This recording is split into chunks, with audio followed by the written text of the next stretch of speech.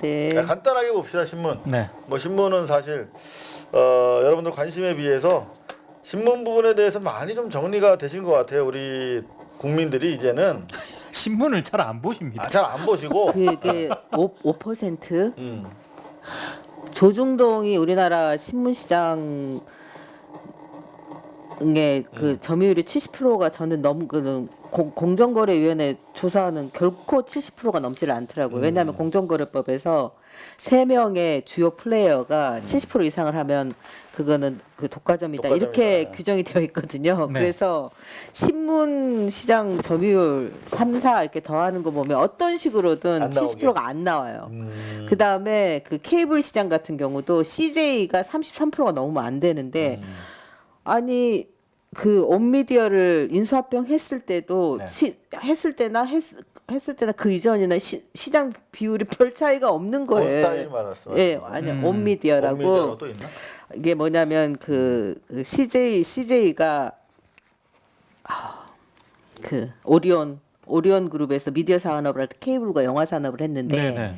그 영화 산업은 그대로 하고 있지만 케이블 산업은 뭘 하는 그 기업 이름이 온미디어였어요. 오리온의 케이블 사업. 네네네. 그러니까 이 온미디어를 2009년에 CJ가 M&A를 해요. 그러면서 중앙일보는 저기 JTBC를 신청하고 CJ는 이 종편을 신청을 하지 않아요. 네. 그 이후에 이제 이재현 회장이 구속되잖아요. 그래서 뉴스가 없어서 그렇다 이런 어쨌든 묘한 역할 분담들이 있어요 삼성가에. 네. 그런데 이 시장 점유율을 제가 시장 점유율을 가지고 글 쓰고 논리 만들고 이런데 안 늘어나요. 그래서 기술 좋네. 야 이거는 우리는 먹으면 배가 이렇게 늘어나는데 그렇죠.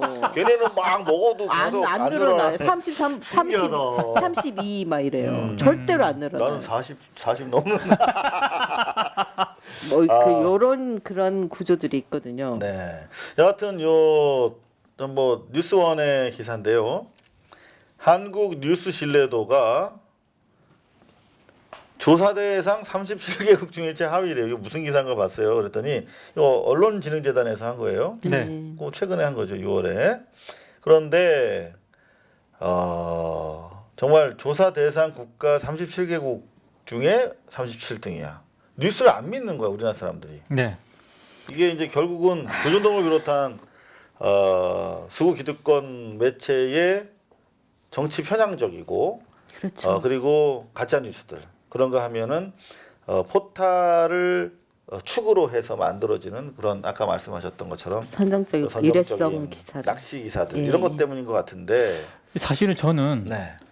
사람을 만나건 어디를 가건 가장 먼저 보는 게 요즘 네. 그 사무실을 가건 어디를 가건 신문이 과연 놓여 있는가? 어느 신문을 읽는가? 아니요. 그게 아니라 어느 신문이 아니라 종이 신문이 놓여 있는 걸 거의 못 봅니다. 네. 그거 없으면 되게 불편한데. 아니요. 짜장면 먹을 때 그러니까 정말 이게 불편해요. 깔아야 되는데. 사무실이든 어디든 없어요. 이 신문을 안 봐요, 진짜. 그리고 아파트라든가 이런데 이렇게 갈 때도 맞아요. 예전에는 신문도 꽂혀 있었잖아요. 앞에 있던가. 그렇죠. 보통 여러 개가 이렇게 질비하게 있었지. 네, 없어요. 진짜로 없습니다. 그 신문 보급소 지사라고 그래. 보급소도 없어졌어요. 네. 많이 없어졌어요. 그 어딜 가면 있느냐? 어디 있습니까? 언론사 내부로 가면 언론사 가면 신문 봐야 되잖아요. 신문 어찌됐든 우리도 쌓여 있습니다. 쌓여 지금 있습니다. 저기. 예. 왜 거기 있고요. 그리고 정부 부처. 정부 부처, 관공서 이런 데 가면 있어요. 그러니까 지금 뭐냐면은 네. 언론사들끼리 언론사가 구매를 하거나 서로 그냥 관공서에 들어가는 게 관공서뿐만 아니라 기업은 최근에 못 가봤지만 기업이 구독하는 그 신문이 제가 볼 때 실질적으로 통계를 내보면 거의 압도적일 거라고 봅니다. 맞습니다. 네. 그거는 가장 큰 정보 소스고 가장 그렇죠. 큰 광고처 거래처인 거죠. 네. 겹쳐 있는 거예요, 이것도. 이 신문들이 무슨 견제와 균형이 어디 있어요? 국민을 없어요. 위한 그런 기사를 내겠습니까? 왜냐하면 주로 보는 데가 관공서, 기업 이런 데인데. 진짜 오늘 한 말 중에 제일 쓸모있는 말 같아. 진짜 그러네. 항상 쓸모 있으세요. 왜 그러세요? 아니야, 진짜 그러네. 그러니까 진짜 수요만 씨 미치겠다. 아니 쓸모 있다고 없는 거 선글라스를 써본다. 또 멋있게 보이려고. 아, 야, 알이 커야 돼요. 저팔계입니다. 자, 왜 손백호는 색깔이 있습니까? 아 이거요. 부러워요. 하도 색깔론을 씌워서 제가 빨간색 말고 파란색으로. 자, 근데 이게 신문 진짜로 시장 그러네. 신뢰도가 이렇게 낮고 이 구독자 수 주는 거 심각한 문제예요. 그렇죠. 아, 어떡해요. 이게 왜 심각해요? 우리 그 신문이 하는 가장 큰 기능이 뭐냐면 사회적 담론, 사람들에게 그 민주주의의 발전, 질적인 향상을 하는 데 있어서 담론을 제공하는데 가장 적합한 매체거든요. 네. 그 역사성도 있고요. 근데 사람들이 신문의 구독자 수가 그만큼 줄고 한다는 건 사람들이 신문을 안 본다는 거거든요. 그럼 신문이 특정한 누군가를 위해서만 존재하게 돼버리면 우리 사회는 하나로 뭉칠 수 있는 고리가 없어지는 거예요. 그렇죠. 그래서 이 부분은 어떤 식으로든 해결을 해야 되는데 망가뜨리는데 40년이 걸렸으니 자, 세우는데도 이거예요. 근데 걸리겠죠. 저는 결과적으로 네. 이 포탈 때문에 망했다. 그렇습니다. 요 자료인데요. 네. 우리나라는 검색을 통해서 뉴스 수집하는 게 47%. 절반은 검색을 통해서 포탈에서 그렇죠. 뉴스를 보는 거예요. 그리고 앱, 소셜 미디어, 디디드 가서 언론사 홈페이지로 직접 접근하는 경우는 5%밖에 안 돼요. 그렇습니다. 10명, 100명 중에 5명만. 그런데 조사 대상국 평균은 언론사에서 직접 가서 뉴스를 보는 게 32%예요. 그러니까 이를테면 뉴욕타임스라든가 워싱턴 포스트라든가 이렇게 신뢰할 만한 전통의 언론들이 있어서 거기로 가서 필요한 걸 자기가 다 보고 더 필요하면 이제 또 딴 데 가서 구글링 하거나 그렇죠. 보통 그렇게 한다는 그런 패턴인데 네. 자업자득인 거죠. 지금 우리 같은 경우에 그 지난번에 조선일보가 네이버에서 빠졌잖아. 제휴에서. 네. 왜 그런 거 하니? 지금 이 네이버 포털의 단맛에 취해가지고 그거 하면은 제휴 받잖아요. 그렇죠. 광고료도 세고. 그러니까 자기네 그 연예 매체가 그렇지. 있어요. 뭐 연예 매체 같은 거 하나 만들어가지고 이 연예 매체는 제휴가 안 되잖아. 네. 포털이랑. 그러니까 자기네가 쏴주는 거야. 그러다가 걸린 겁니다. 걸린 거지. 네. 대행하시다가 네. 그런 식으로 포탈을 이용하고 네. 포탈에 사실은 기생하는 그런 관계가 되면서 한국 신문의 영향력 그리고 접근론은 사실상 차단돼 버렸다. 신문이 진실을 보도하는 매체가 아니라 신문이 왜곡 신문이 나하고 상관없는 매체라고 하는 걸 이제 국민들이 깨달은 거죠. 네. 그러니까 버려져야죠. 근데 버려져야 되는데 버려지고 동시에 있죠. 말씀하시기에 제가 여쭌 이유는 그렇다고 이렇게 신문을 안 보면 안 되는데라는 말씀을 하셔서 드리는 거죠. 신문을 안 보면 안 되는데 실은 버려져야 가장 된다면서. 잘못됐으니까 잘못된 신문은 버려지되 버려야죠. 그 대신 좋은 사야죠. 신문은 살려야 된다. 그거보다는 저는 어떻게 생각을 하냐면 신문은 절대로 없어지지 않습니다. 방송은 없어질 수 있어요. 왜? 신문은 주인이 있거든요. 미디어 역사에서 신문은 부르주아지, 그러니까 부자들의 그 스피커였어요. 네.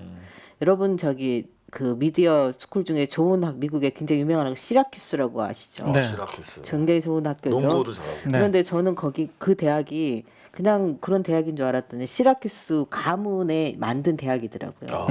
그리고 미국에서 1940년 5년 전에 독점 기업이었어요. 신문 독점. 우리나라 조선일보 같이 아하. 온갖 만행을 저질러. 시라큐스가? 네네. 아하. 네, 그 논문을 쓰신 교수님을 만나서 제가 나 태어나서 처음 들었다. 그러게요. 제가 좀 불쌍하게 공부를 많이 했어요. 음. 그래가지고 그 책을 읽어봤는데요. 시라큐스가. 제가 깜짝 놀랐어요. 우리나라 조선일보 욕하는 거지 그 논문에서 그 논조나 이런 거 비슷한 거예요. 그때 아하. 시라큐스 가문에 네. 만든 네. 신문이 조선일보 같이. 근데 그 당시에 미국에서 동부 쪽이 시장 점유율을 45% 이상을 가져가요. 아하. 그렇게 자본을 축적하고 나서 네. 그 다음에 신문사는 팔고 그 학교를 세워가지고 이렇게 한 거죠. 그러니까 시라큐스도 독점자 버렸다는 거죠. 그러니까 그러면- 조선일보도 학교를 만들고 신문사를 폐지하는 게 어떤가? 조금 있다가 지금 저 연세대학교 그 연세대 이사회를 장악하고 있잖아요. 그래도 주인은 아니죠. 그럼 조금 가장 있다 그거 대주주는 생기겠는데요? 아니잖아요. 방대학? 방바라방방. 시라큐스가 생겼으면 음. 방대학 방대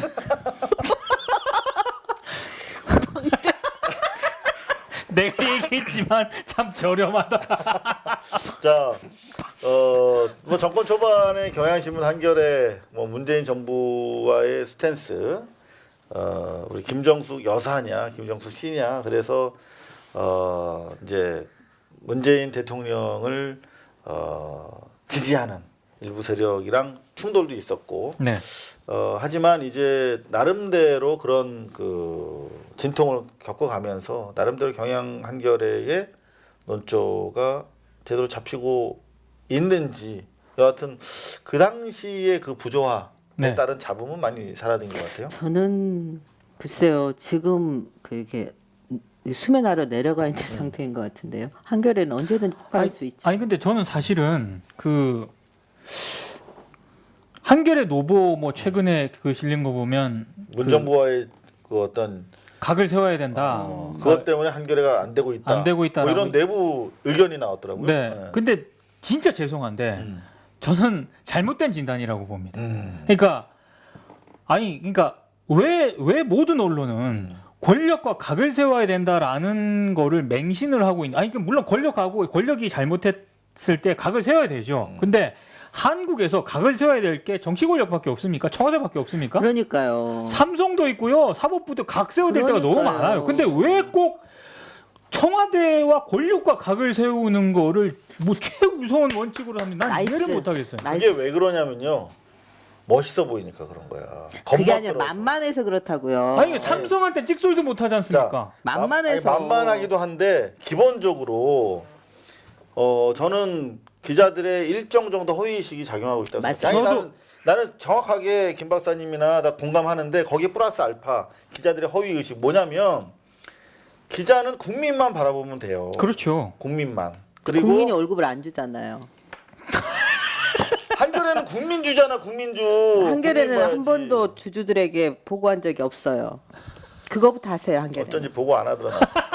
그런데 국민만 바라봐야 되는데 정부가 국민의 바람대로 가고 있다면 정부를 비판할 필요는 없는 거예요. 각을 세울 필요 없는 거예요. 근데 따로 놀 때 각을 세워야지. 따로 놀 때 가만히 있다가 그렇죠. 지금 한 방향으로 가고 있어. 그럼 물론 방향이라는 속도 주문할 수 있겠지. 네. 그런데 기본적으로 포지셔닝 자체를 자기가 각을 세우겠다고 가면 지금 2018년 대한민국에서는 국민이랑 각을 세우는 꼴이 되는 거거든요. 그래서 네.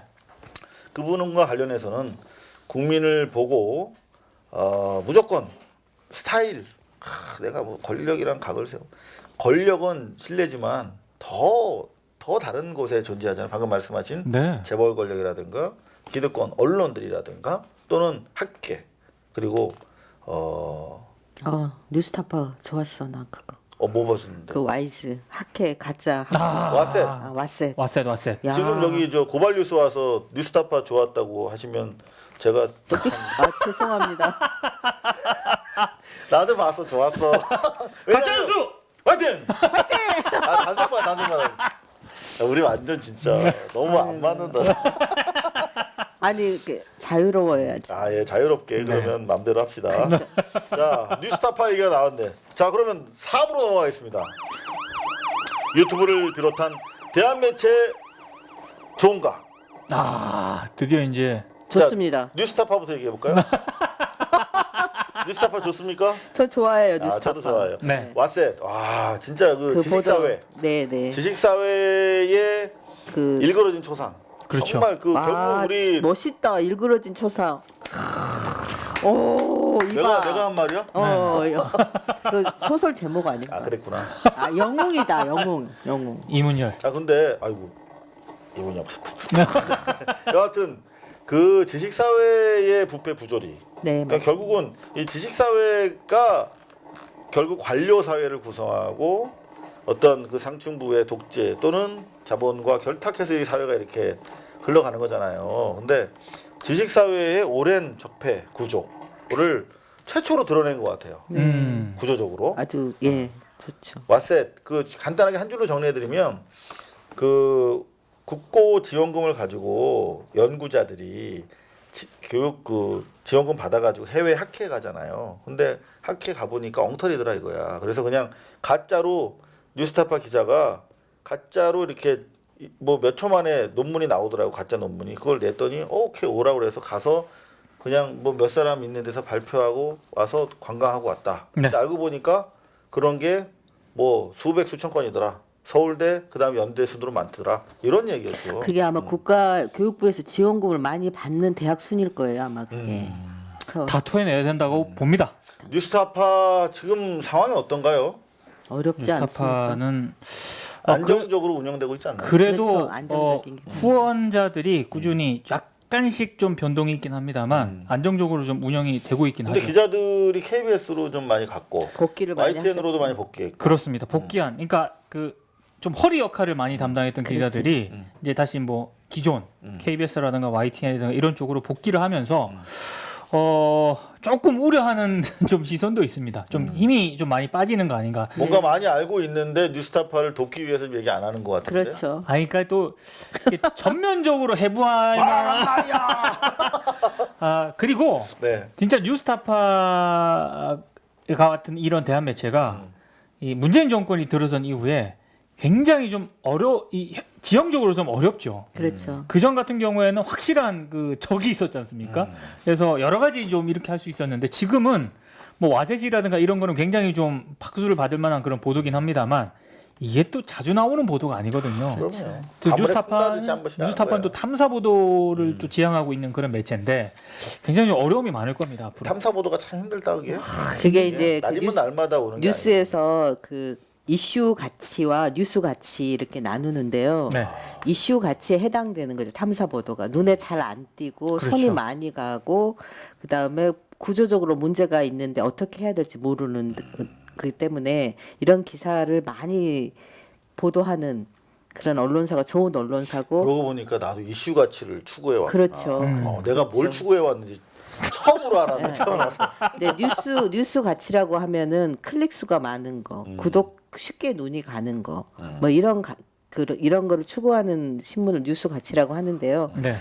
우리 한국 저널리즘 보면 전 세계적으로 공통된 현상이지만 우리 한국 저널리즘이 이렇게까지 망가진 거는 이슈 가치 자체를 아예 취재를 아예 안 하려고 할 뿐만 아니라 이걸 왜곡했었거든요. 근데 이거를 간간히 이슈 가치를 추구했던 언론사가 뉴스타파나 이 고발뉴스나 하는 굉장히 어려운 대한 매체들이에요. 그러니까 제가 그 미국 학자 이름 생각이 안 나는데 수업 시간에 강의를 했는데 정확한 표현인 것 같아요. 근데 사실 물가에서 미안해요. 나는 네, 끝난 줄 알았어. 대한 언론이라고 하는 것을 어떻게 비유할 수 있을 거냐 이런 걸 보면 비유적으로 보면 물가에서 물방울 하나 탁 떨어지죠. 그러면 이 물이 파문이 이렇게 네. 일잖아요. 네. 이게 대한 언론이라는 거예요. 이슈의 파문을 예. 공론장에서. 예, 그런데 그런 파문은 자주 안 일어나잖아요. 그렇죠. 그래서 대한뉴스는 오래 존속하지 못하고 그다음에 그 오래 존속한 대한 매체는 거의 없죠. EJ 같은 애들 그래서 그렇죠. 막 욕을 막 해서 파문을 만들잖아. 농담이에요. 제 EJ 팬이거든요. 네. 이 작가랑 제가 아유 이 작가님 농담이었습니다. 네. 예, 이제는 정말 그 컨텐츠가 재밌죠. 그리고 저는 이 억누르지 않고 육두문자 마구 쓰면서 하는 거 너무 좋아요. 저는 EJ 제가 아마 최다 출연자일 걸요. 아 그래요? 그 걔네 어려울 때 네. 지하로 내려가서 방송했었어요. 너무 키켜 먹은 냄새 나는데. 근데 너무 애들이 이상한 거야. 말도 너무나 천박하고 쌍스럽고 막 특히 이 작가 이동영 그리고 막 그 박사도 그렇고 저 세작도 그렇고 애들 이상한 모임이야. 근데 다른 사람 보기에 우리도 그래요. 그러겠지. 근데 자기들이 막 김어준 지금 뭐 낙검수 없으니까 자기들이 이거 하겠대. 근데 들으면 들을수록 빠져드는 거야. 제목도 이재가 뭐야 그랬는데 그리고 나서 이제 잘 나갈 때 또 갔어. 네. 그랬더니 완전 진짜 막 정말 부럽더라고. 우리 고발뉴스 막 이러고 있는데 정말 저는 이재의 역할 네. 지난 시기에 낙검수가 새로운 언론을 만든 거거든요. 팟캐스트라고 하는. 그 사회 그 당시 시대의 파문을 일으켰던 거죠. 그럼요. 근데 그 낙검수의 어떤 휴지기를 효과적으로 잘 EJ가 꾸려줬다. 그런 차원에서 사실 얘기 꺼내고 싶어서 얘기한 거예요. 네. 욕하는 거. 근데 정말 약간 거기 가면은 이상한 게 다들 벗고 다니는데 나만 옷 입고 있는 것 같은 느낌이잖아. 지들은 막 욕하는데 나도 막 너무 욕하고 싶은 거야. 그러니까 제도권 내에서 훈련이 되셨잖아요. 그래서 저 그래도 팽목항에서 한번 했잖아요. 아 그건 욕이 아니죠. 아니었나요? 바른 말씀 하신 거죠. 예. 여하튼 좀 부러운 것도 있어요. 아이 신발 아유 야, 신발이 이게 너무 작다. 그러니까 이런 그런 그 EJ나 뭐 고발 뉴스나 뭐 뉴스타파도 마찬가지긴 한데 이게 뭐냐면 미디어 환경 자체가 다채널로 변하고 그 다음에 독자들이 개인화되고 전문화되는 거하고 연관이 있는 거거든요. EJ도 역사라고 하는 독특한 주제가 있어요. 그러니까 사람들이 뷔페는 안 가잖아요. 식성 변화, 이 식당의 트렌드 변화를 따라서 미디어도 좀 생각을 해볼 필요가 있어요. 나는 뷔페 가면 너무 좋은데. 매출. 내 위를 말고. 돈. 대한 매체 사실 국민 TV라고 있었어요. 맞습니다. 국민 TV도 이제 부침이 있었고. 지금도 네. 있어요. 그러니까요. 네. 박근혜가 딱 됐는데 네. 대통령이 됐는데 정말 아찔하더라고요. 그런데 우후죽순격으로 그야말로 당시에 대한 매체들이 생겨난 거야. 네. 그리고 정말 국민들이 많은 뜻을 모아줘서 고발 뉴스도 새롭게 시작할 수 있었고 뉴스타파도 후원자가 늘기 시작했고 국민 TV도 생기고 네. 그런 가운데 이제 조합형으로 하자. 그래서 이제 프레시안도 나중에 조합 체제로 전환하고 많은 우여곡절을 거쳐서 하나가 돼서 싸웠습니다. 네. 그런데 이제 요즘 와서 다시 이제 촛불에 힘을 모아야 되는 시기인데 조금 더 아쉬운 그렇죠. 감이 있다. 뭐 이런 생각을 하게 돼요. 그러니까 희망을 제가 아까 지나가듯이 말씀을 드렸는데 대한 매체는 그 사회 파문을 일으키는 거고 그거는 그 사회에 새로운 희망을 만드는 일이잖아요. 그래서 희망은 시대가 변했다고 체제가 변했다고 해서 안 만들어지는 게 아니에요. 그래서 태양을 보고 싶은 사람만 길을 떠나는 거죠. 그래서 외롭긴 한데요. 가야죠. 가다 넘어지면 같이 가고 안 되면 뭐 할 수 없고 또 가야죠. 감동적인 말씀을 해서 자 유튜브로 몰리는 보수 우파들 오늘 여러분들과 공유하고 싶은 마지막 키워드입니다. 네. 월간 순위용자가 2,500만 명 시대가 접어들었대요. 예. 근데 중장년층이 30%다라고 네. 하는데 더 될 것 같아요. 지금 뭐 중장년층 이제 분들이 카톡을 알잖아요. 그렇죠. 유튜브를 하니까 카톡으로 유튜브 링크를 계속 이렇게 맞습니다. 확산하고 있는데 진짜 민주진영, 개혁진영, 보수진영이라고 하는 쪽에서는 유튜브를 너무 등한시하고 있는데 사실은 이미 어른들뿐만 아니라 1, 20대까지 네. 네이버에서 검색을 하지 않아요. 그렇습니다. 맞습니다. 검색어를 유튜브에 걸어서 유튜브에서 뉴스를 봅니다. 네. 저도 그렇습니다. 그렇죠. 네. 어떻게 이 심각하지 않습니까? 그러니까 진보개혁 진영이 네. 유튜브에 빨리 그 뛰어들어야 하는 이유 가운데 하나가 저는 뭐 보수 우파들이 지금 이쪽을 먼저 선점을 했기 때문이 아니고요. 지금 미래 세대들이 그 콘텐츠 검색을 할 때 텍스트나 포털에서 검색을 안 해요. 압도적으로 유튜브 영상으로 검색을 하고요. 심지어 가장 이런 거에 민감한 게 저는 부동산이라고 보거든요. 그렇죠. 네. 부동산 업체에서 요즘 예전에는 뭐 해가지고 내놓을 때 뭐 평형 해가지고 이미지에 붙여 이렇게 내놓지 않습니까? 그런 시대 아니에요. 요즘은 영상을 다 찍어요. 직접 다 찍어가지고 유튜브에 올리거든요. 그래서 그걸로 검색을 합니다. 그러니까 그런 시대가 됐어요. 이미 그러니까 회사 입사원서를 내려면 유튜브로 할 줄 알아야 맞습니다. 돼. 예. 그냥 동영상으로 다 보내야 되니까. 그런 시대가 됐는데 지금 이 진보개혁 진영이 좀 굉장히 느립니다. 지금 제가 봤을 때. 네. 그래서 저희 이제 고발 뉴스에서 네. 뉴스방이라고 하는 유튜브 채널을 만들어서 여러분들과 함께 데일리 또 위클리로 만나고 있는데 네. 아직까지도 지금 이 여러분들은 안도하고 계실지 모르지만 이 유튜브에서는 완전히 기울어진 운동장이에요. 이거 어떻게 해야 됩니까? 늦었나요, 너무나? 우리 아까 민국장님께서 말씀하셨잖아요. 지금이라도 뛰어들어야 됩니다. 시작은 항상 늦지 않습니다. 그렇습니다. 시작이 반이다. 네. 자, 추석을 맞아서 여러분들 언론 개혁 이대로 좋은가 중간 점검을 해드렸는데요. 한 마디씩 원 센텐스로 언론 개혁과 관련해서 자기 말씀을 좀 정리를 해주시죠. 민동기 국장부터. 저부터요? 네. 언론 개혁은 끝까지 추진해야 된다. 야 갑자기 요구했는데 바로. 아니 즉답하시네요. 왜냐하면 저는 그 한국 사회 민주화와 심지어 지금 통일 얘기가 나오지 않습니까? 남북 정상회담 해가지고 이런 언론 개혁 없이 저는 그거 안 된다고 봐요. 자, 김 박사님은? 한마디요. 네. 두 마디 안 돼요. 일단 해보세요. 먼저 일단은. 두 마디 하셨어요. 네. 네. 아 미디어는 그 나라 수준을 나타내는 겁니다. 우리나라 국민들의 수준이 현재 미디어 지원의 수준이 아니에요. 그래서 언론 개혁은 끝까지 가야 되는 거라고 보고 세 문장이었습니다.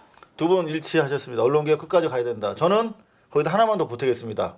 모든 개혁의 가장 처음과 끝은 언론 개혁이다. 아, 가짜 뉴스 단속반!